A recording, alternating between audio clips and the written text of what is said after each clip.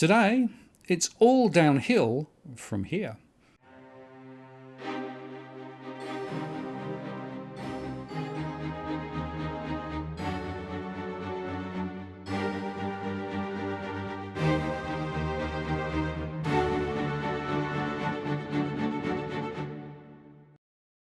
Hello again, it's Martin North from Digital Finance Analytics, World Latest Post covering finance and property news with a distinctively Australian flavour. Today I'm joined by Steve from Canstar. Hi Steve, how are you going? Yeah, terrific, Martin. Great to be here. Well, thanks for coming back. Another new year. Same old problems, only more so it looks like to me. Groundhog Day, I think, Martin. I think we're seeing exactly where we left off at the end of 2020. Yeah. We're seeing interest rates falling for depositors, which is the problem. Interest rates falling for the borrowers, of course, which isn't bad. And I think these are the same phenomena that we were observing last year.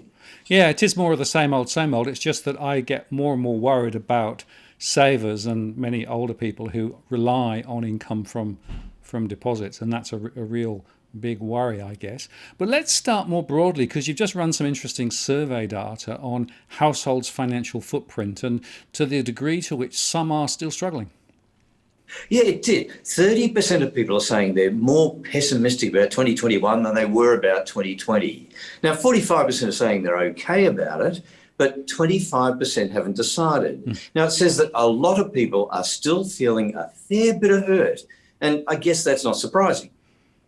Well, there's a lot gone on, of course, with many people still less work than previously, more part-time jobs, and job seeker and jobs keeper, of course, coming to an end at the end of March. And certainly my surveys also indicate that there are a considerable number of people who are definitely really struggling, really, just to make finances come together. So the outlook is still a bit cloudy, despite what the Reserve Bank may be saying. Yeah, look, unemployment's down, but it's still 6.6%. Now, anyone who's become unemployed, anyone who's had their income reduced, is going to be saying, look, I'm not feeling too happy about the year going forward. It's not surprising. Of course they are. But it's not just them. Anyone who's living off savings, well, they'd be saying, gee, I'm not so keen on this either. I think I'm going to run out of money. So there are plenty of people in this category, even if they're not out of work.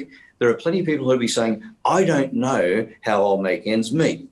Now, the 45% are optimistic. Well, maybe they had their money in the share market, and at the end of the day, maybe they were saying, look, I've had an amazing run here, and I'm now a fair bit wealthier than I was at the start of 2020, so I'm feeling pretty good.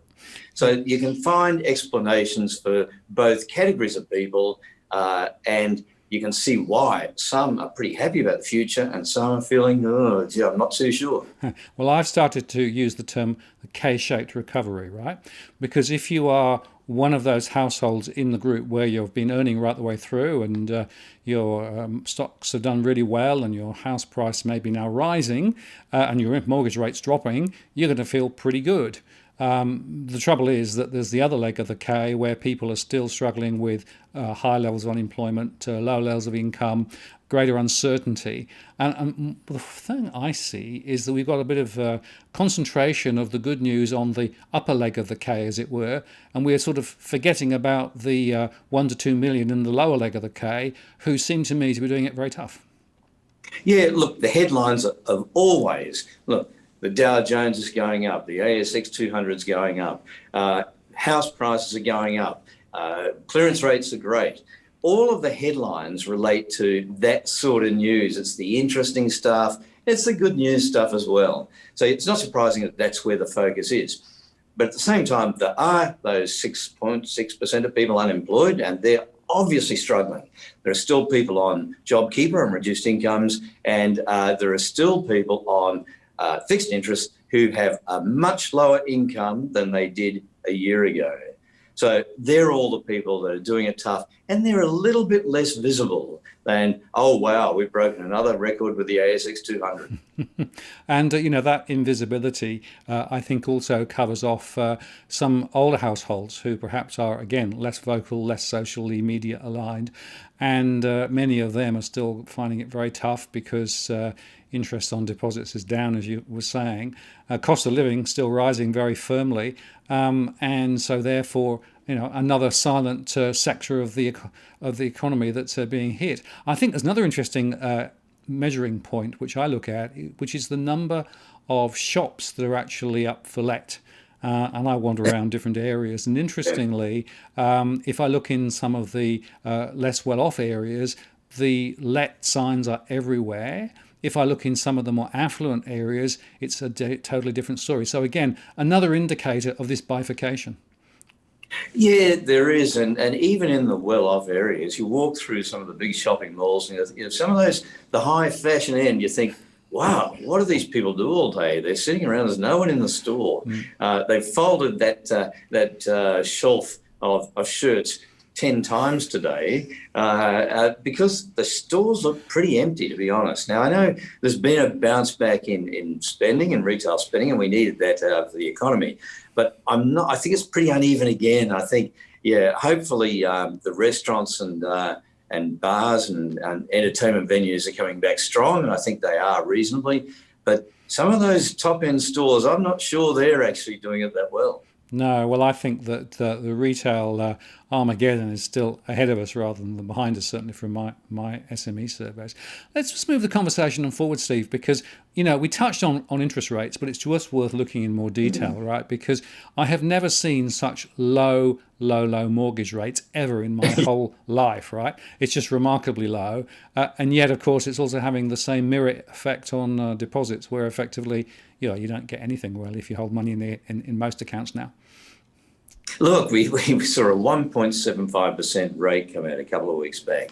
Now, 1.75, Martin, I didn't think I'd ever be old enough to see a rate like that. So that's incredible. And that's sure it was for a special, and sure it's only around for a month, but who knows, it might be extended. And if you can jump in on it, 1.75 is just amazing. Canstar has over 120 loans with rates below 2%. So it just shows that that's not a one-off. And it's largely fixed rates, but we'll probably talk about that later. The deposit side, though, is terribly scary. The big banks are only paying 0.4 to 0.45, including the sign-on bonus, the introductory bonus, 0.4, 0.45 on savings. Now, that disappears after 3 or 4 months or 5 months, and you go to 0.05%. You can't live on that. You're living purely on capital. You're eroding the capital very fast, and sooner or later you'll be on a pension. So, yes, we're seeing both sides, and it's extreme at both ends. Now, that's meant to happen, I guess. But I think it's a little bit more extreme because of quantitative easing and the impact that's having on deposit rates that bounce on. And the term funding facility too. Wow. And it's borrowers are raising money at 0.1% from the Reserve Bank.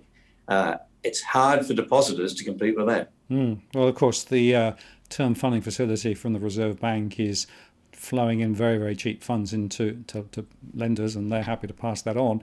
The thing about chewing up your capital, of course, which is what ultimately people who with savings are having to do now, is that can go on for a period of time. But unless rates recover relatively soon, that's going to run out of runway before they probably get to the end of their physical runway, as it were. That crunch is ahead of us. And it's interesting that the Reserve Bank yesterday said they expect rates to stay low for 3 to 4 years.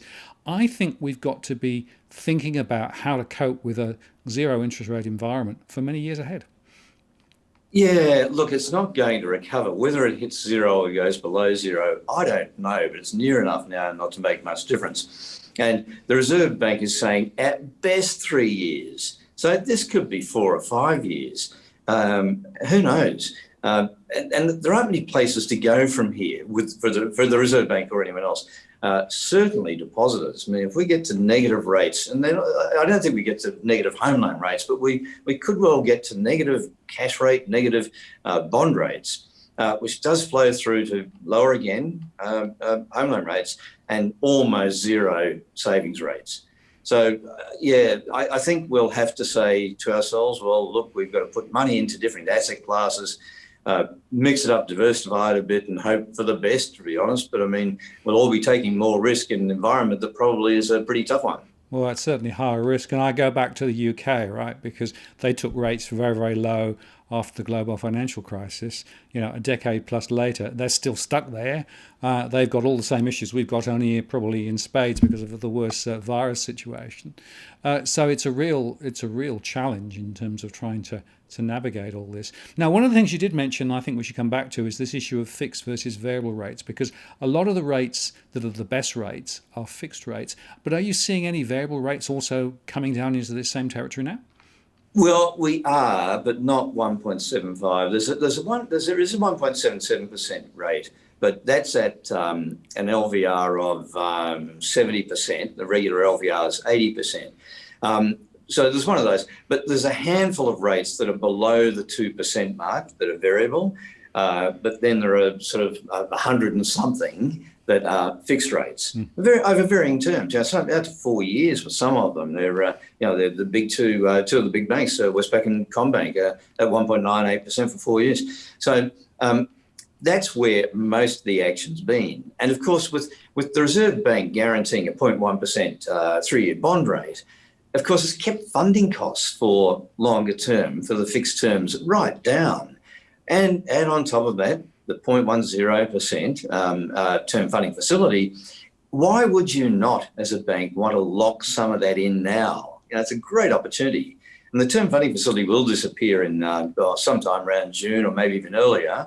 So, banks are going to say, we'll put our foot on as much of that as we can get right now, and we might have to bump rates up a little bit, but there'll be a bit of adjustment maybe. But at the end of the day, we'll make nice margin on this at this moment and for the next 3 years.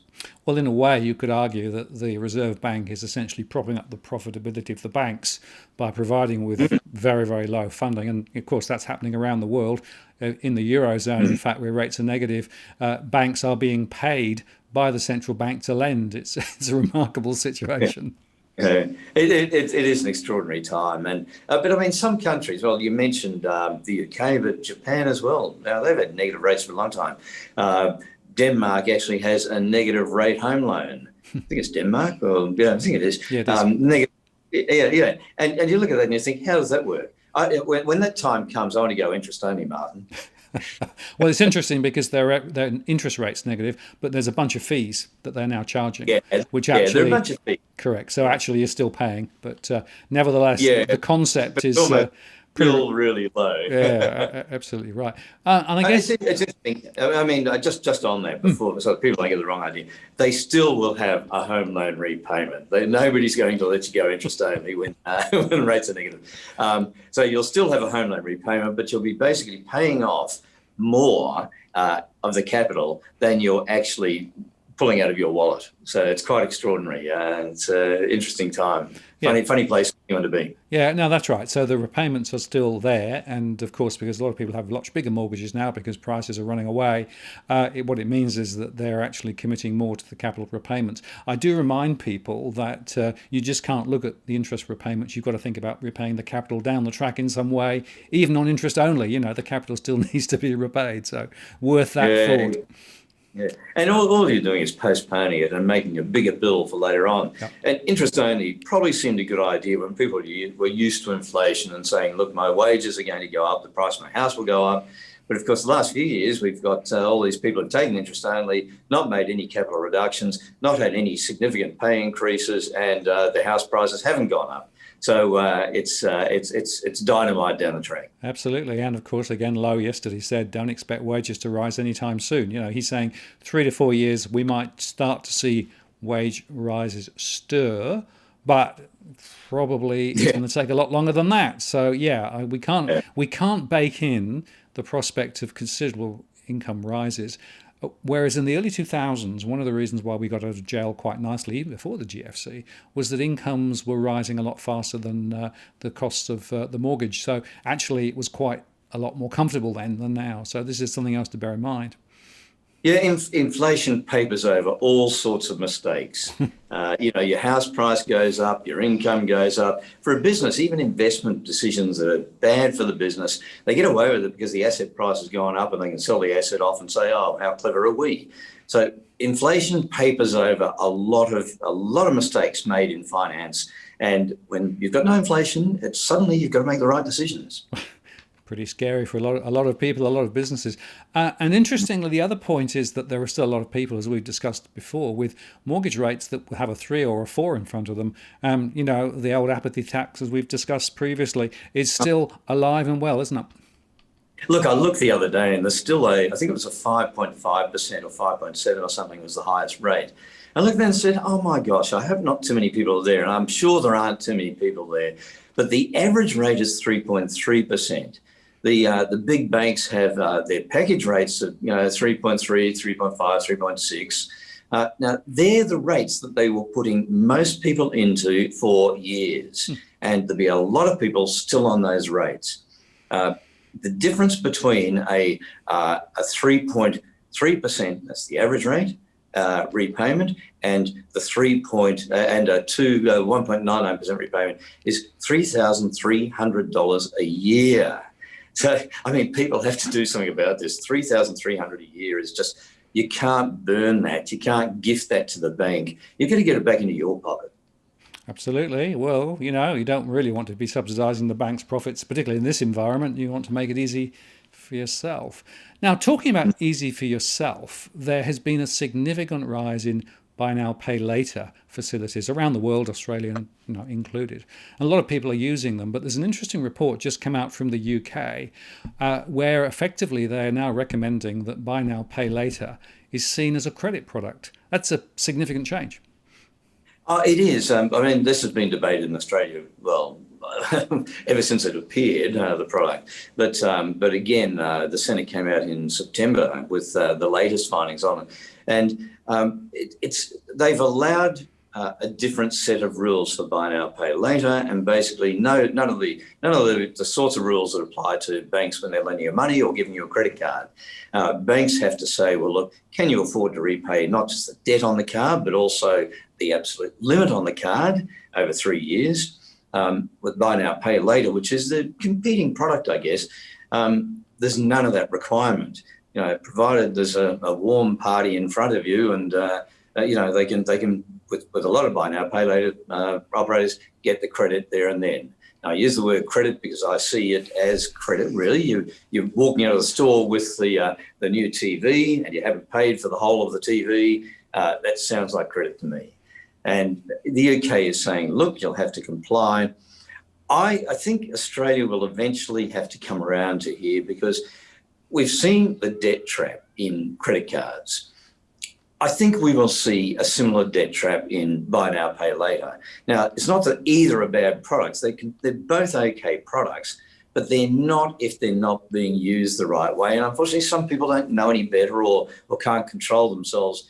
And whether it's plastic in the pocket helping you to spend on things you don't need, and you probably don't even want, and you certainly can't afford. If it's not plastic, then it can be buy now, pay later. They both can have the same cause and effect and end up with people in the misery of that debt trap. So I think we've got to find a way of protecting people who are going to misuse it, and it's inevitable that people will, not through just through lack of real understanding of how finance works. And of course, one of the tricks there with buy now, pay later is you only get slugged with heavy fees if you actually are late on your payments. But the trouble is that quite a few people now end up with multiple payment arrangements and suddenly find that they can't pay them all. And in fact, about 20% of people in Australia with buy now, pay later end up paying those fees. And they have a similar phenomenon in the UK. And interestingly, the UK report also made the point that there was a distribution of use where effectively more of those in the less well-off, lower socioeconomic groups, those who didn't really understand finance very well, were tending to use the facilities ever more. So again, it's not necessarily equally spread across all types of people. And sure, some know quite precisely what they're doing and use it really well. But the trouble is we've got to think about those who perhaps are less able and willing to negotiate the hurdles. And at the moment, I think it's just a bit too simple. And by the way, I'm seeing a big transference away from the use of credit card debt to buy now, pay later. And indeed, even payday loans is a little less because buy now, pay later is way more convenient. Yeah, look, it looks low cost, but as you say, you start missing repayments. Those late fees are massive. And if you sort of push it all the way to the limit on late fees, you can end up paying, well, an effective interest rate of, look, I worked it out at some stage, but it's sort of around 40% or something. Now, it's not interest, they're fees, and they don't want you incurring that level of fee, but it's a big line number in their profit and loss statement. So that's one aspect of it. The other aspect is that, yes, people don't understand it and don't get credit, and they don't understand the mess they can get into. But the other thing that we have seen a fair bit of is that a lot of the buy now, pay later direct debit to repay it is actually going through to credit cards. So it sort of disguises the problem. It just pushes it from buy now, pay later problem to a credit card problem. And there's still $20.8 billion in credit cards that people are paying interest on in Australia. And that's a big number. It's come down a lot, but there's superannuation money into that. So that's a one-off. And I do see this causing the next generation. Our generation got into debt troubles with credit cards. And I think the younger generation at the moment could very well find themselves in trouble with buy now, pay later. And that's why I think they have to get together, the industry has to get together with ASIC and say, look, we're sort of in agreement. We don't want to cause this problem. We want to find a solution to protect those who need protection. And it might end up a minority because I think the product's a good product. But we have to find a way of helping people to help themselves. Yeah, and you have to recognise that the economy, as we touched on earlier on, is not, necessarily looking rosy in all dimensions for everybody. And unfortunately, there could well be a bit of an attraction to use buy now, pay later to get through from one payday to the next payday, simply because it's the best and simplest, most convenient option. Once you set it up, it's all online, so it's pretty simple and straightforward. Also make the point to Steve that payday lending is still there and it's still growing in some areas, and again, more through the online facilitation that's now very much part of the package, as it were. So I think the whole question of consumer credit and how it's actually sold and who gets it and what risks there are is something which we should be talking more about. And I'm a bit worried that the responsible lending legislation is probably going to be removed at the end of March for mortgages. They are proposing some alternative protections for some of the low consumer credit lending and things, but they're still very light on, and I still think there's a very important discussion to be had about how we do protect those consumers who potentially can get into deep trouble if they're not careful. Look, I think that's right. I think there are some there's a need to customise some of the protections. I don't disagree with some relaxation for home loans. I think people the sales process is a responsible sales process, and I think it will stay that way, to be honest, because lenders are lending $400,000 on average. So I just don't see the wheels falling off there. But credit cards, buy now, pay later, payday loans, I think all need a stricter regime and more protections put in place. I think they're different for the different products, though. I think if you get too tough with your requirements on buy now, pay later, you kill the product off altogether because it's built around convenience and the instant approvals and stuff like that. But I think you can put enough in place that says, look, for people that are already in trouble, we will make this unattainable. At least protect that group, and then work out a way of protecting the group that's not currently in trouble, but is likely to get there. And it's pretty easy with credit reporting to actually identify who's in trouble with credit right now and say, well, look, sorry, we're not going to give you more easy credit. Go to a bank and talk about your whole situation. Go and get counselling from one of the government groups and get back on track. Don't get deeper in. Well, it touches on, I think, the point which perhaps we can close out today on, which is about education, financial education. I keep going on about this because for me it's one of the big issues I think we face in Australia, that there are so many people who really don't understand enough about the financial products that they have access to and use, day in, day out, week in, week out. And I think it needs to start early. I'm a great believer in starting financial education, during school years and beyond.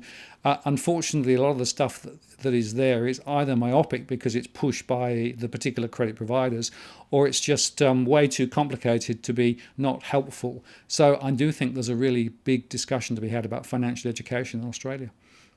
Yeah, there is. I mean, we've been talking about it for a long time, right around the country, and we haven't come across a solution. And because we haven't come across a solution, of course, the providers have jumped in, and that's been controversial in recent times. And we would prefer, of course, to see a situation where it's all brand agnostic. It sort of is right from the start, discouraging people from jumping into spending money they don't have. You don't. The first thing you don't want to upsell to a 20-year-old as a credit card. You want to explain to 12-year-olds, 15-year-olds that you spend what you can afford. In other words, what you can save. That's what you spend. So we've got to get those messages across, because they're not. There's a simple message, really. How much do you bring into the household, and that's how much that you can spend out of the household. Credit can tide you over if the car blows up or something, but not credit that will last for 4 or 5 years, credit that you can pay off after 3 or 4 pays. So there's some simple messages that just I don't think have got through. No, well, I start from the very simple idea of, do you want to know what a cash flow is? Money coming in, money going out, Yeah. It's a really, really good place to start. And in my surveys, less than half the households I survey have any idea about what money's coming in, what money's going out, right? Yeah. And there are... One of the proof points that I find really quite amusing is that quite wealthy people fall into this trap too. They talk about the wealth effect on spending, on household spending, and say, well, all right, because house prices are going up, because share prices are going up, now we can spend more money, and we do. People do spend more money. And you think, oh my gosh, that's sort of like saying, I've got wealth in a house, which I will always have tied up, or even if I want to move houses, I'll probably still be tying up the same amount. I won't want to downgrade necessarily. I still shouldn't be spending more than I'm bringing in as income. Now, maybe I feel safe about a buffer now, but you know what? I'm going to live until I'm 80 something, and running out early isn't a great idea. No. Cash flow. It's one of those. And I guess I've run a small business, so I know all about cash flow in a business, and I know how dangerous it can get. And look, there are some good tools around. The ASIC Smart Money website has some really, really good cash flow tools there. I often recommend them. But there is an important journey of learning, I think, for many people. And I think my advice is always understand a bit more about the products that you're touching, not least because it means you can get better products, and if you understand the differentiation, you can negotiate better. But also understand some of the bear traps that are out there, because frankly, just because a bank can say you can have this size of the loan doesn't necessarily mean it's the right thing to do. It absolutely does not. I mean, it is in banks. Banks make money by lending people money. Now, they want to get repaid, so they won't want to push it too hard, but they won't necessarily say, or borrow less. They will if they can see you can't afford it. So they'll be responsible that way. But bigger and better isn't always better for you longer term. Sometimes you've got to be a bit more patient and say, look, I'll wait a little while. I'll buy this first property and then trade up, or I actually will drive around an older car. But there is a lot of inducement to take on credit and get it all now. And that's obviously not always good. It's just, our grandparents didn't behave that way, but we probably did. Well, it's the old instant gratification, and of course, have it today, and all the marketing messages and everything is all there. And I guess you could argue on one hand that two rather older men complaining about the fact of the youngsters not understanding what they're doing is a bit light on. But it is important, right? Because and I know, Steve, that many households do ultimately get into serious financial difficulty because the decisions that they take are taken on the wrong basis. And then, of course, it's not that you suddenly fall over the next week. this can grind on for weeks and months and years, and effectively can lead into broader relationship and social problems. So these are very, very deep issues, and I do think that better education can really help. Yeah, look, I mean, we know that one of the biggest causes of marriage breakdown is money, and it does lead there. And the small debts that you start banking up now that seem insignificant actually do add up to a lot, and they add up to a big number that you can't actually repay. And you get to the point where you're working for the bank because you're paying interest rather than actually paying off debt. And paying off the balance of the debt and getting freedom. You don't want to find yourself there, but a lot of people do. A lot of people find themselves just working for the bank, and all that interest out the door is it's too big a burden to actually pay off the loan in the end. Yeah, and there is a bit of a theory that says, you end up effectively just going to work to be able to pay the bank, to be able to go to work to pay the bank. And if that is what life ends up being, I think we're missing something really important. Yeah, and it's so difficult for people to put a full stop under that because they've let it go for too long. Yeah. And it's all very well if you've got some assets that you can sell off and say, look, I'm going to downsize everything and start again, start fresh and work for myself and get back up on my feet. But a lot of people can't. A lot of people just don't have that escape route. And it's mistakes they made in the past that could have been avoided if they'd known better. That unfortunately it's hard to retrack it. Yeah, absolutely. And it's easy to fall into these traps. It's much, much harder to climb out, especially when, as we discussed earlier, there is little income growth and, employment prospects aren't necessarily always bright. And, debts tend to grow and become bigger and deeper. And effectively, it's a bit of a quagmire. So that's the problem. And quite often, in my experience, Steve, a lot of people don't really realise how deep the quagmire is until it's way, way too late in the piece. Yeah, and look, really, at the outset, the problem isn't a financial services problem. It's not a financial product problem. It's a spending problem. And that's kind of where we got to get back to. And our grandparents would have said to us when we were growing up, don't spend money you haven't already saved. Well, you know what? It's still good advice. And that's the real problem, is a spending problem. And people just have to sort of get that a plastic in the pocket. Access to buy now, pay later is not your money. You're spending money you don't have and you probably can't afford. Absolutely. Steve, I appreciate your time today. I think that's really, really important advice, as always. And we'll put links to CanStar below. There's a great range of information there about different products and services. And we should have another chat down the track as all of these wonderful events to do with finance continue to evolve. I think so. Definitely, Martin. Thanks. Cheers. Cheers, Martin.